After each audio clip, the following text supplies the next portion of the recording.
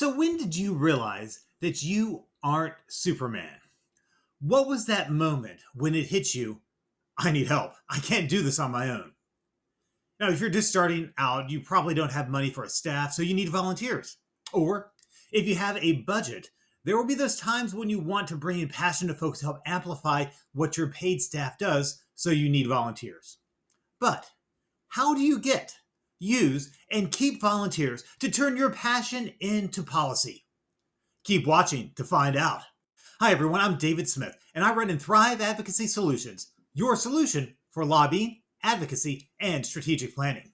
Before launching this firm, I was leading advocates in Virginia, and we brought real changes to our criminal justice system.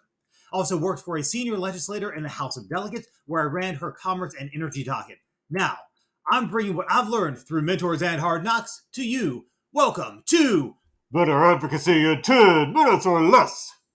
This is a series of videos helping you become a better advocate so you can turn your passion into policy. Now, today, we're going to learn how to get, use, and keep volunteers.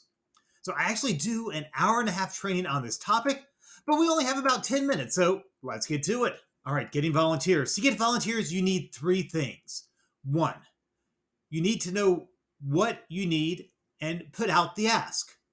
Two, you need to make it easy for folks to let you know they want to volunteer.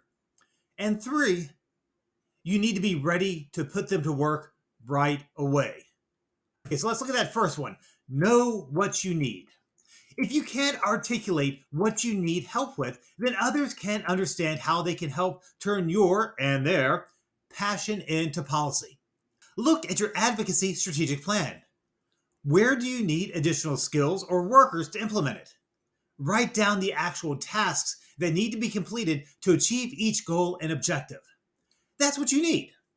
You're looking for volunteers who can do this work.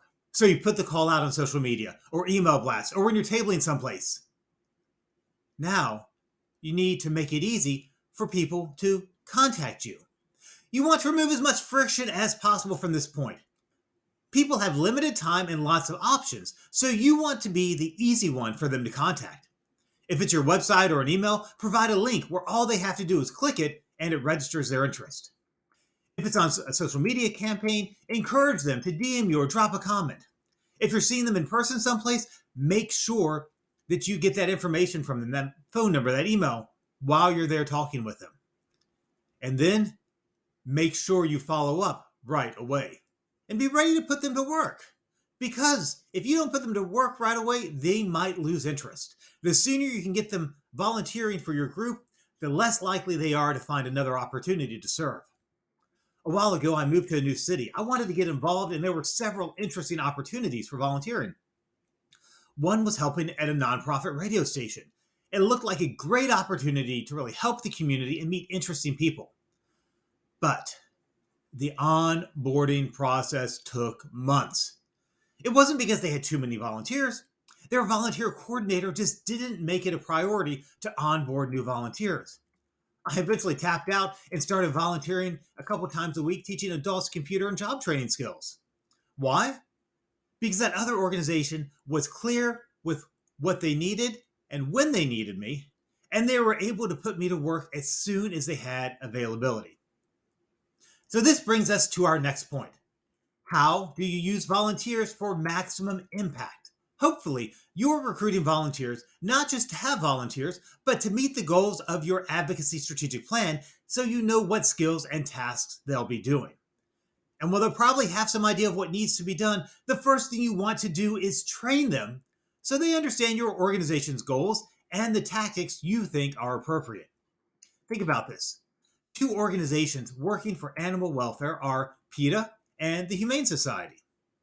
While there is some overlap in their goals, the tactics they use are completely different.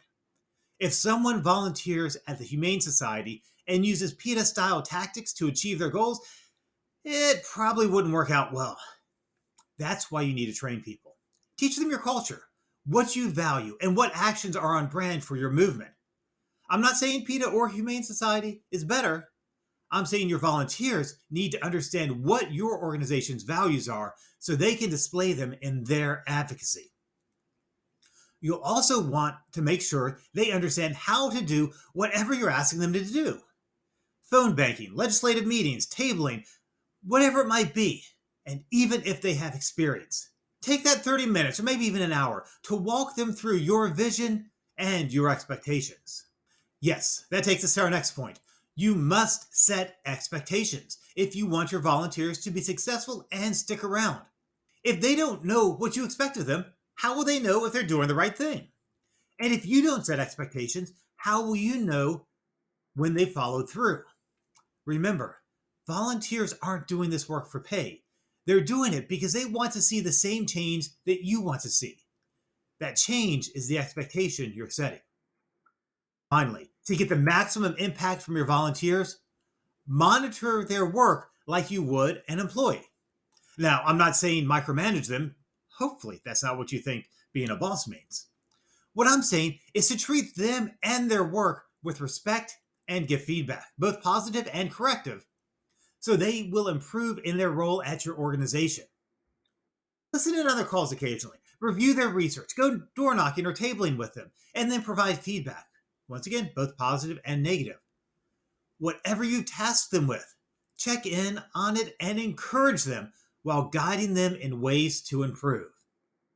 All right. Now that you've got these great volunteers, how do you go about keeping them? First, you should engage with them and their ideas. If you want to keep your volunteers, they need to know you value what they bring to the table and how they see things. Listen to their feedback. Don't take it personally if they offer suggestions on how to improve processes or reach a goal more effectively. See that as them buying into your dream to turn your passion into policy. And don't just listen to it, implement it. Next, always be sure to congratulate them on their achievements. Let them know you value their contributions and you see the hard work they're doing.